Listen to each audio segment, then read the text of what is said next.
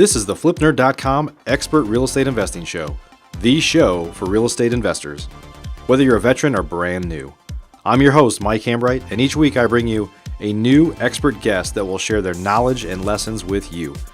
If you're excited about real estate investing, believe in personal responsibility, and taking control of your life and financial destiny, you're in the right place. Hey, welcome back to the FlipNerd.com Expert Interview Show Top 10 Show Series, where we're sharing our top 10 shows from 2017. Obi Dorsey is crushing it in Florida, and he defines what it means to be a giver. He's a great guy. Now, in this episode, Obi shares some powerful lessons on the importance of mindset in your success as a real estate investor, and how you can improve your mindset with good routines and good habits. There's some powerful lessons in this show, which has helped push it into the FlipNerd 2017 Top 10 Shows. Let's listen in. Obi, welcome to the show. Glad to see you. Hey, Mike. Man, I'm super thrilled to be here. Thanks for being gracious with me and adding me to the lineup this week. Yeah. Good to see you. So we met in person a few months for the first time back a few months at an event. And I think we've probably been following each other or seeing each other on Facebook and running in some of the same circles for a while now. And I know we talked about having you on the show for a while, so I'm glad you're finally here. Yeah. No, man, I'm a huge fan. I get a ton of value from the content that you put out. I'm on your email list. I'm a subscriber to the podcast. I'm probably I don't stalk you, but maybe just almost that close to stalking. Yeah. But, well, hey, no, we're not hard to stalk because we send out a lot of emails. I think you know that. Right. No, you do. Absolutely. No, but it's great stuff. It's one of those where it's very content rich, which I think is it's super key. Yeah. Well, I thank you for that. And truthfully, couldn't do any of it without friends like you, without guys like you that could come on and share your information. So thanks for being here. Absolutely. Yeah. Well, this is a great topic, talking about kind of the importance of mindset and just getting yourself into routines and rituals and doing things every day that are stepping stones towards your success. Because, real estate investing can be a lonely business, and it's an easy business. If you kind of compare it to baseball or any other sport, like you can strike out like 95% of the time here and still do really well as a real estate investor. And that plays a lot of games. That plays a lot of games with your mind, right? Sure. When you're told no 95% of the time, it can wear you out. So, hey, before we jump into this, why don't you tell us a little bit about yourself and kind of tell us how you got into real estate investing? Yeah. So again, Obi Dorsey, I own Freedom Real Estate Investing with my wife and business partner, Shelby Dorsey, and we operate out of Jacksonville, Florida. And I've lived there for 12 years at this point, and been in real estate for actually full-time real estate, like right now, for 3 years. And, I got into real estate essentially because I was fed up and frustrated with working for somebody else and trading time for dollars, right? And I knew that I was never going to get ahead if I kept doing what I had done before. And so I kind of got sick of being sick and just decided that I had to do something for myself. And frankly, real estate offered some huge benefits to me because the point of entry was so low that it was within my means. And it was a great connection. So yeah, what did you do before you were a real estate investor? So I was in a insurance restoration, essentially, like fire and water damage, a sales and general management role. Okay. The thing, Mike, was it was what I fell into. It's not what I chose to be. Yeah. So there's always that, like, well, what if, or it was just not intentional. And so I the more that I thought about it, the more that it irritated me that, like, I was selling some really key years of my life, and I was working a 60-hour-a-week job, or even more sometimes, a lot of times. Yeah. And I just wasn't in control, and I wasn't steering my own destiny. And man, when when you wake up and you have that realization, it hits you pretty hard. And the challenge that I was having, frankly, was that I was making really good money, or what I considered to be really good money at the time. I was in the, you know, I don't know, 140, $150,000 a year job. So, Yeah. in my market, that's pretty strong. It's almost like golden handcuffs, right? Like I had become accustomed to that standard of living. I couldn't step away from it. I had obligations and so forth. So, Yeah. frankly, I felt a little bit resentful, and that's probably not the right word to use, but that's how I felt. And it was my own doing. So I resented myself. And then, I also felt trapped, frankly, because, I was responsible for, a lot of people, that reported to me, and I was responsible to my family and for providing for them. So, Yeah. so all that's to say this, I got, that's why what we're going to talk about today, I think, is super key, because without the right mindset, you'll stop before you get started, or Yeah. if you get started, you won't have the right, you won't be in the right mindset to continue when it gets tough, and it gets tough. I mean, there's no doubt about it. You hit it on the head when you said earlier, we get told no 95% of the time, and that's one aspect of it. But people let you down, buyers let you down, sellers let you down, employees let you down. There's just the market cycle in general. There's a lot of honest people in this business, but there's a lot of not honest people in this business. Yep. And if you don't have that, if you're not feeding your mind good, positive stuff on a routine, regular basis, and you're not stacking that positive energy, then I think you're really setting yourself up for some disappointment. That's awesome, man. Hey, before we kind of jump into this a little more, maybe can you just share a minute or two to talk about your transition? Because I think there's a lot of people that are listening to this that resonate with what you just said. They are comfortable, even if they're not making as much money as you did. It feels like it's reliable, right? Like you don't have to. Some people are stuck in a position where they don't have to change. They would like to change, but man, it's so much easier just to stay where I'm at. But talk about how you kind of made that transition. Yeah, so you hit on a couple key points, right? So like for some people, it's certainty. Like they feel that because they have a job, and that because they have had a job for 10 or 20 or 30 years, that they will have that job. And so a couple years before I made this leap, it came to my mind that first of all, no matter what space you're in, there is no guarantees. There is no certainty. Just because you've had that job for 20 years, the boss comes in one day and they're not in a good frame of mind, and you're out on the street. Or, there's just a lot of different things that are beyond your control that can cost you what you think is a certain job. And so, absolutely. So, in the back of my mind, that was real and true, and I knew that, and I accepted that. So that was the first mindset shift that I made internally that got me on a platform like, okay, so what, it's good, and so what, I'm being paid good. That could really change pretty quickly, right? Yep.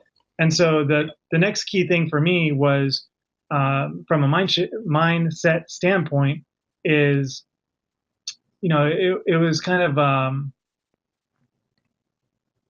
don't want to put it like in a selfish way, but like there's a significance aspect to doing what I was doing and what I'm doing now. And the difference, or the shift was, whereas I'm contributing, I don't know how to best describe it, but basically we get significance from our job and from what we do as men typically, right? And so I needed to find something else that I could provide myself with that satisfaction from being significant, if that makes any sense at all. Yeah. So those two mind shift pieces were the first part. But from a technical, or from a like, how did I do it? Well, I got some traction, right? So I got the mind mindset standpoint first, and then I put into action what I learned, and I got some traction.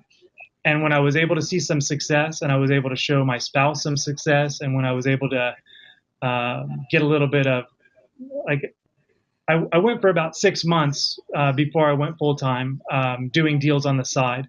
And so I Yeah. got some of those deals done. I saw some results. And once I had proven concept that it was possible, then it was like, okay, get out of my way. I can do this, you know.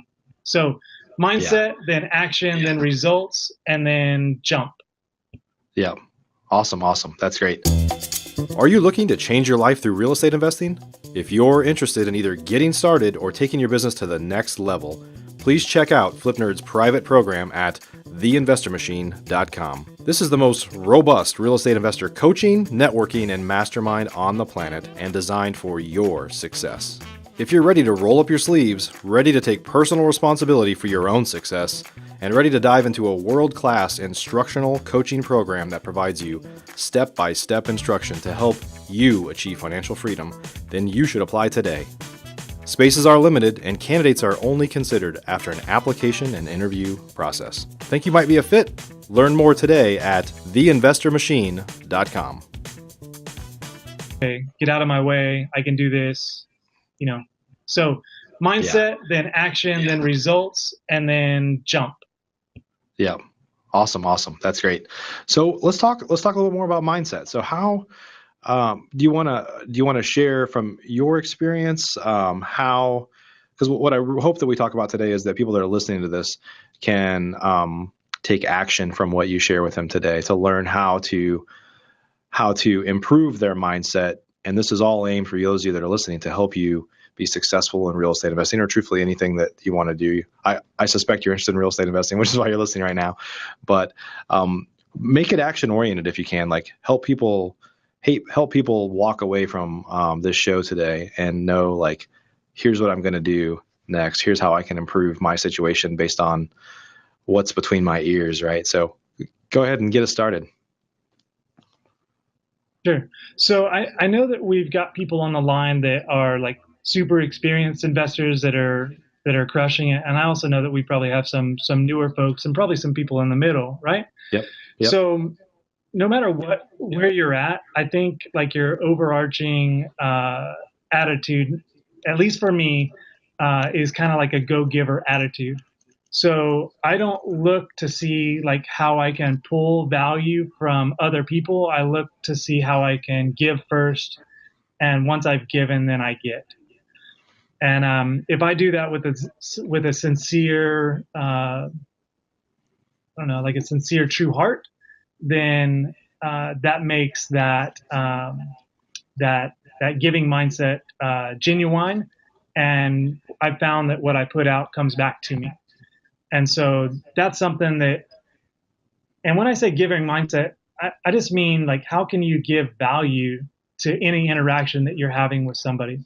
So, you know, what I found to be super key in making my mindset a little bit better and positive is to surround myself with other active investors, not people that want to invest, but people that actually are doing it on a consistent basis. And, you know, wherever you're at, you know, so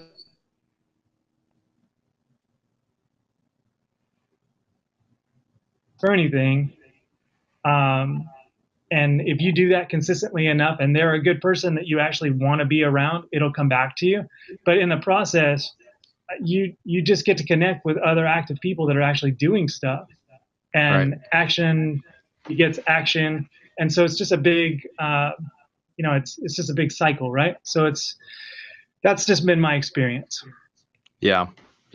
So talk a little bit about that in that regard to a new investor. So I agree with you. I mean, I'm in a couple of mastermind groups. I have a coaching program, and I think when you're inside of those programs, it's a different mindset than somebody that's like brand new, has never done a deal.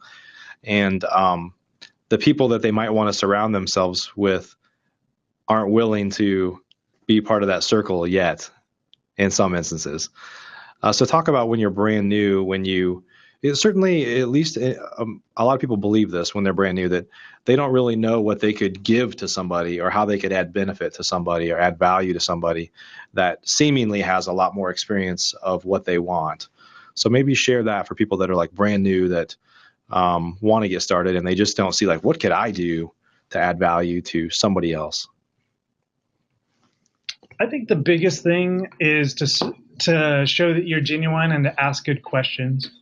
So, like, I don't mind. I don't mind helping somebody that is newer if they're sincere and they don't waste my time, but they ask good questions and they're coachable and they're steerable, right? Yeah. So I'm happy to pay it forward and give my time and my energy to somebody that's coming up and is kind of cutting their teeth.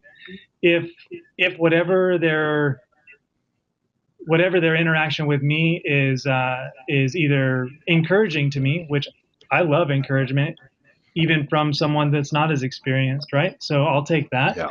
Or somebody that provides, like,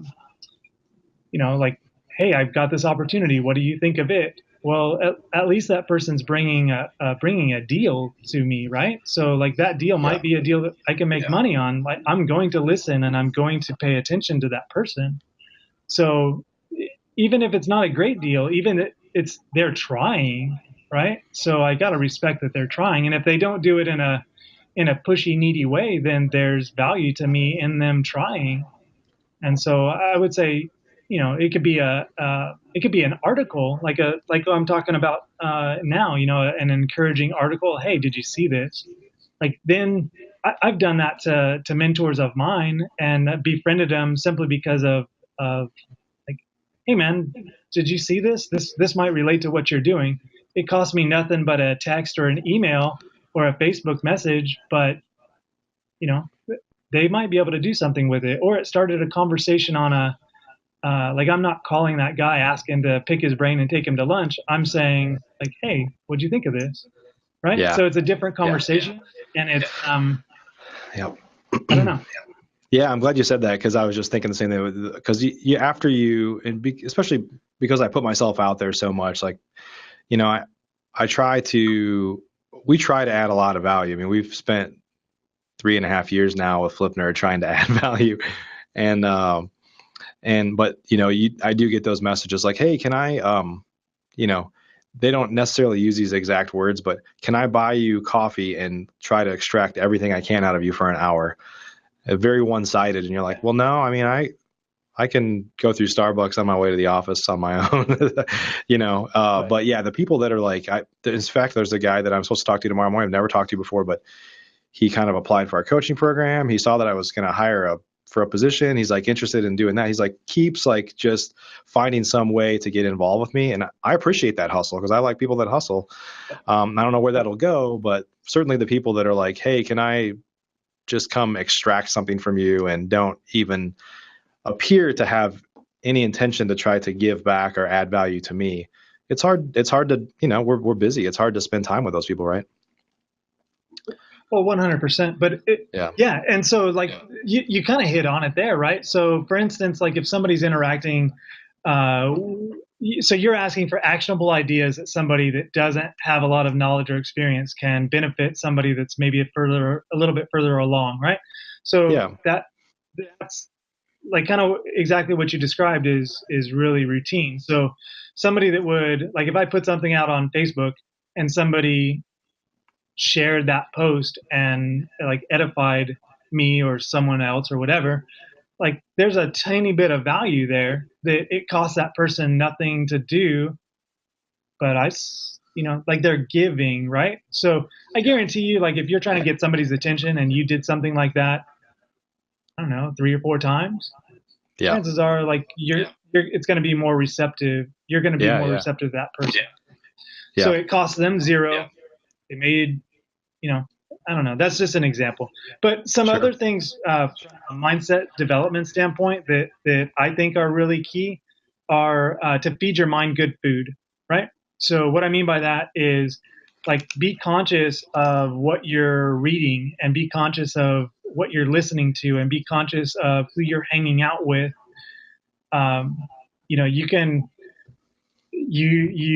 You really have to control what's coming in as much as you can, because that can really put you in a funk or get you discouraged.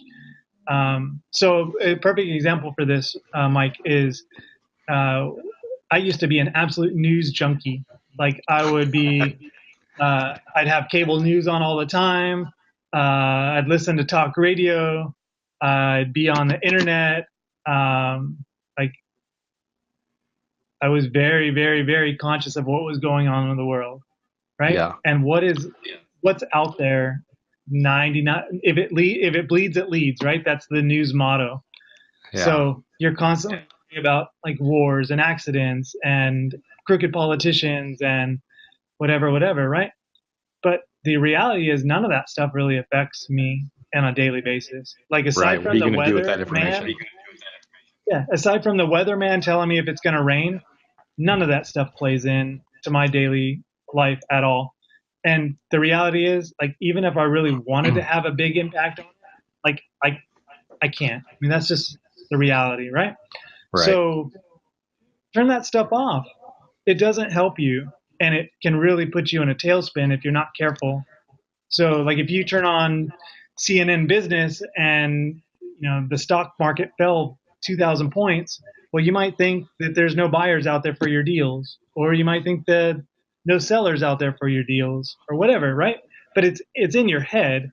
So I would just encourage you guys to be very conscious of what you allow in your space. And so feed your mind good stuff. And that could be podcasts, it could be audiobooks, it could be people that you associate with. But I just think that's super, super key. Yeah, absolutely. No, I agree. Yeah, absolutely. Okay, next thing related to mindset, the one with the most certainty wins. So I think we were at ClickFunnels together, right? And Yep. I'm going to draw a blank on the guy's name, but essentially he looks like a bigger version of The Rock.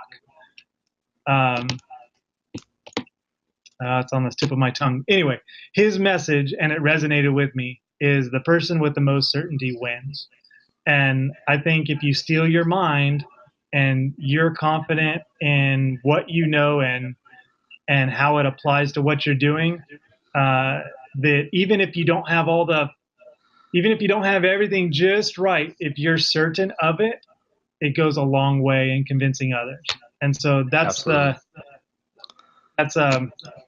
just another little mindset thing that I think is super important. Yeah, no doubt about it. Are you talking about Garrett White? No, it wasn't Garrett. It was the big Samoan guy. Okay. He looks like He looks like The Rock, but on steroids. The Rock on steroids. Okay. Yeah, I don't remember who that was, but yeah, there's no doubt that. What's that? A bigger version of The Rock. Yeah. I don't remember who that was, but yeah, that's great though. There's no doubt that if you believe you can't do it, then you're right. 100%. Yeah. Wow. Awesome. All right. So next, I want to talk about habits. So I think mindset's super cool. Like I think some of the ways that we feed our mindset is through our habits. And so, like I was saying before, like if you have in a consistent way a way to feed your mind positive stuff, you can have much more control of your thoughts and of your mindset. So, like an example of a habit that I've developed, which has really been like extremely beneficial to me.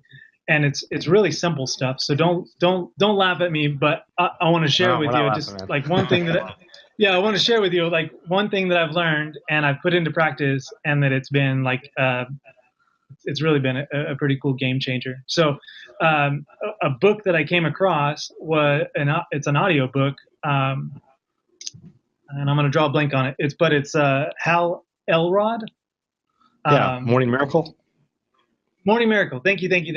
Yeah. So from that book, I I developed a habit that I've put into practice, and it's I call it my wake up habit. I'm sure Hal has a different name for it. I kind of like took his idea and made it for me, but it's really easy, right? So, um, like I have a bedtime ritual and then a wake up ritual, but the wake up ritual starts with the bedtime. So, I have a glass of water.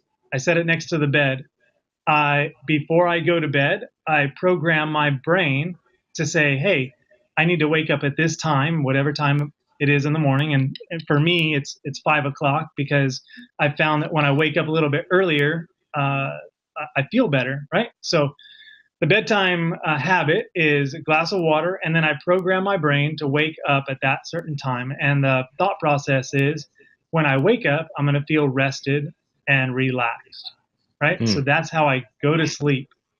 And so I've programmed myself that when I actually hit the bed, I fall asleep instead of tossing and turning and everything else, right? Right. So sometimes it's really hard for us as entrepreneurs to turn our brains off. They're constantly going, right?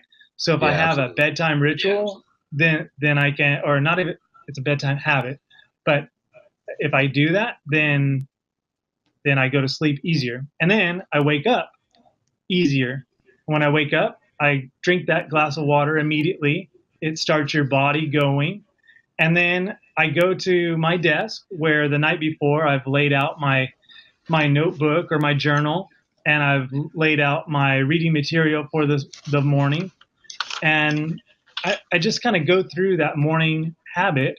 And part of that morning habit is some quiet devotional time. So, I think everybody has an inherent need for some spiritual food as well. That's what I use my time for. But regardless of where you're at there, like the time spent is like the kids aren't awake. The phone's not ringing yet. I don't open Facebook or my email so that like I allow other stuff to come in. That's like my time. Right. And, that might be the only quiet time I have all day. I'm very intentional. Yeah. Yeah. So you know what's going to happen because you've set that time aside and said, I mean, life is crazy these days, right? People just, everybody, it's so easy to get caught up in so many things to where life is just kind of happening to you. It sounds like what you're kind of talking about here is to just be intentional about, I have my time. I get up early. I will say that I sometimes I get into bad habits, but there was a time when, several months back where I was creating my group training program called the Investor Machine. And I just wasn't happening fast enough. And this was crazy because I'm kind of a night owl, but I started to get up at 3 a.m. But wow. There were no distractions. Like everybody was sleeping but me. I didn't feel the need to like open my email and all those things like I do during the day, because truthfully, there's very little activity going on, no Facebook, any of that. I had no distractions. And I felt like in that like 2 or 3 hour period, I could get like 8 to 10 hours worth of work that I would normally do done just because I was purely focused on just that. I mean, I knew it and everybody knew it. And so, yeah, that's powerful stuff. Now I don't get up at 3 a.m. anymore, not right now, but if I really needed to, I would do it again. I mean, it was pretty amazing. Yeah. Well, since I've developed that habit, and it came from feeding my mind good, positive stuff. I've got a ton of value out of it, and frankly, if I miss that morning or that morning habit, if I break that cycle, the day's gone. Like it's not the same. So, super intentional about it. If you have to start it the night before, and you almost have to plan it out the night before, but then. So it's that quiet time, but then I've started to journal in the morning, and I've started to make my my action plan for the day in the morning. And I found that like I was making it the night before, but then it was just like a laundry list of everything. If I make it in the morning, then I can kind of prioritize and try to knock out the big rocks first. And I don't know. That's what's working for me. So that's awesome. Which kind of, and then, we talked a little bit offline, but, some of what I want to talk about next, I guess, is routines. So one of the ways that I'm getting a lot of my deals is just by being, I have a couple key sources, and if I can hit those sources on a routine basis, then I'm able to do deals with very little marketing money, right? Wow. And so what's working for me at the moment is being the nexus of activity. And so what I've got going on, Mike, is basically like a routine where on a Sunday night, I'll make a list of all the people that I want to talk to during the week. And I keep like a running list, and I'll try to do it on Mondays, but Mondays get pretty crowded pretty quick. But what I'm doing on a Sunday, or frankly on a Sunday night typically, is I'm texting, emailing, or messaging people. I call it like my top 20, essentially. Top 20 investors in my market that are doing deals that I know are active, that either I've made money with already, or we're interacting a lot and there's something there. We just haven't done a deal yet, right? Okay. And so what I'm doing is I'm messaging all those people, and my message is really short and sweet. It's, hey, how can we make money together this week? That's it. That's it. Yeah. But it starts a conversation, right? Yeah. And so I'm looking to sell deals and I'm looking to buy deals, but if I can be on either side of that equation, like I'm a happy guy. And so, I'm looking for needs, and I'm looking to fill those needs. And so basically I kind of have a 2-column list, essentially, buyers and sellers. And so I'm just looking for what somebody has to sell and what somebody has to buy. And if I can get in between that any which way and have an equity position, then I'm in the money and I'm doing deals. That's awesome. So are these for the sellers? Are these primarily wholesalers that you're communicating with? It could be anybody, but yes, I mean, they're active investors. So it might be, we got to remember, like, if you're an active investor and you've got some momentum and you're actually doing deals, you can be a wholesaler and you can be a motivated wholesaler, or you can be a fix and flip buyer. But if you've bought too much, you need to sell that deal. Right. Or if you're a landlord and you own a bunch of rentals, but there's one out there that's empty, that's giving you a pain in the butt, you might want to sell that. You might want to sell it quick, right? So if I can reach out to those people in a positive way and say, hey, how can we make money together this week?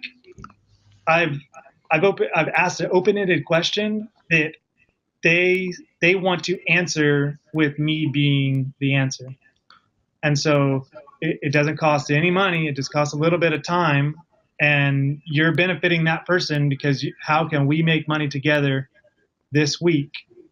And you're reaching out to them. And if you do that and you do it routinely on a consistent basis, like some of my guys, they laugh at me because they know that on Sunday night, that's what I'm doing. Right. Yeah. They're like, that's hey, awesome though, because there's no doubt. I mean, sometimes if you're wholesaling a lot of properties, you may know, hey, I've got this one coming up in 2 days and I'm just going to blast out to my list and I'm going to blow this thing out. But getting a message like that, they're like, oh, God, this guy sent me like 5 text messages. Let me give him a first crack at it. Like there's just stuff that happens. Productivity happens from activity, right? Like stuff that just kind of, I guess, I'm going to say this wrong, but, they say that, well, I'm going to screw this up. Gosh, something about where basically luck meets at the intersection of opportunity and hard work or something like that, right? So you've positioned yourself to be more lucky, if you want to use kind of air quotes lucky here, because you've put yourself in a position where people, they feel they need to respond to you one way or another, like, hey, I don't have anything this week. Or like, you know what, there's this thing going on. Like, let me tell you about it, right? Yeah. And so awesome. I've seen tremendous benefit from it. It costs $0. I've made it part of my routine, and it pays dividends. So, that's an example of something I'm doing. But whatever it is, another one that I'm doing that I've seen a lot of benefit from is just being consistent, right? So consistent's boring, but consistent is where the bills get paid. So, I think that even in a competitive market, like we're certainly in a competitive cycle at the moment, trying to get more inventory. I think I know for a fact that there's deals on MLS and that there's deals on auction sites. You just have to be consistent in the way that you approach those deals, and if you're consistent and you have a routine to back it up, you can pull deals out of any marketing cycle or any marketing source. Yeah. So yeah, and all the stuff you're talking about feeds together, because if you have the mindset that stuff doesn't work, then therefore why would I waste my time doing it?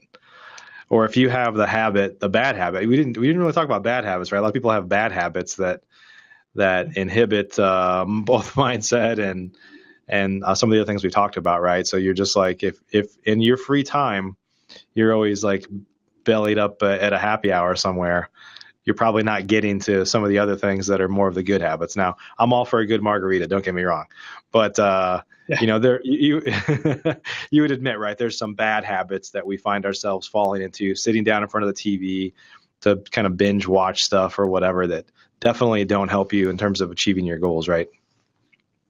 No, 100%. So yeah, awesome, man. Well, what would you recommend? I know you mentioned, and I can't remember if it's Miracle Morning or Morning Miracle from Hal, right? I've read the book too. It's a great book. I'll add a link down below the video here. We'll get a link for it. But that's a great book. I mean, I would say probably if they're interested in what you're talking about here today, that's a great book to go check out. What else would you recommend if this resonates with somebody and they're like, this is good, but I don't know where to get started right now. What could they start doing differently tonight or tomorrow morning to kind of move in this direction of living in a way that they're kind of have a more balanced mindset, have good routines, good habits, all those things? Where do they start at? Well, I mean, I think the actionable things that I would encourage somebody to do is one, like to take action and read Hal Elrod's book. I mean, you kind of hit it right there. But even just with the rough blueprint that I gave somebody when we were talking about that, I think if somebody put that in action for a week, they would see immediate benefit just from having a nightly habit and a morning habit and some quiet time in the morning to plan out their day. I think if you did that, you within a week, you'd see some immediate benefits. Awesome. Well, Obi, thanks for being with us today. Man, I'm glad we were able to make it happen. Thank you for your patience, and I'm super excited to be on here. So I'm honored, and I'd just like to thank you for all the great content that you put out, man. It's some amazing stuff. I've been, like I said, a fan for a long time. So. I appreciate that. I appreciate that. So for those of you that are listening, this was episode number 357. Actually, we're getting up there. Definitely appreciate you being with us today. Obi, if folks wanted to reach out to you, they wanted to kind of learn more about you, where would they go?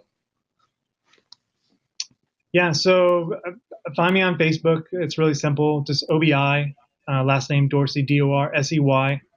Or you could email me if you like, obi@freedomholdingsusa.com. Freedom Holdings. Writing this down here. Awesome. We'll add a couple links down below for the video here for any of you that want to connect with Obi. So Obi, thanks again. Great information. This is really powerful stuff, and this is really fundamental stuff, right, to your success, whether you're interested in real estate investing or really anything, right? Mike, I'm telling you what, man, I don't care what you're doing. It all starts with that mindset, and it's super key. So yeah. Awesome. Well, thanks again for joining us. Everybody, thanks for joining us for episode number 357. We're going to see you next week on another episode. Have a great week, everybody. Bye-bye. Bye now. Thanks for joining us for this episode of the FlipNerd.com Investing Show. If you're not yet an elite member of FlipNerd, you're missing out. We have tons of great training, including a new detailed master class published each month and live training webinars with experts twice a month. Plus, you'll get access to all of our archives, where we already have a growing library of master classes and other training videos. Elite members also get membership in our incredible online Mastermind group, where many of the top real estate investors from across the country, including many of the hundreds of guests I've had on the show in the past, are already members. Whether you're brand new, looking to get started, or a veteran, you simply must join today. I promise you won't be disappointed. To learn more or join today, please visit flipnerd.com/lab. That's flipnerd.com/lab.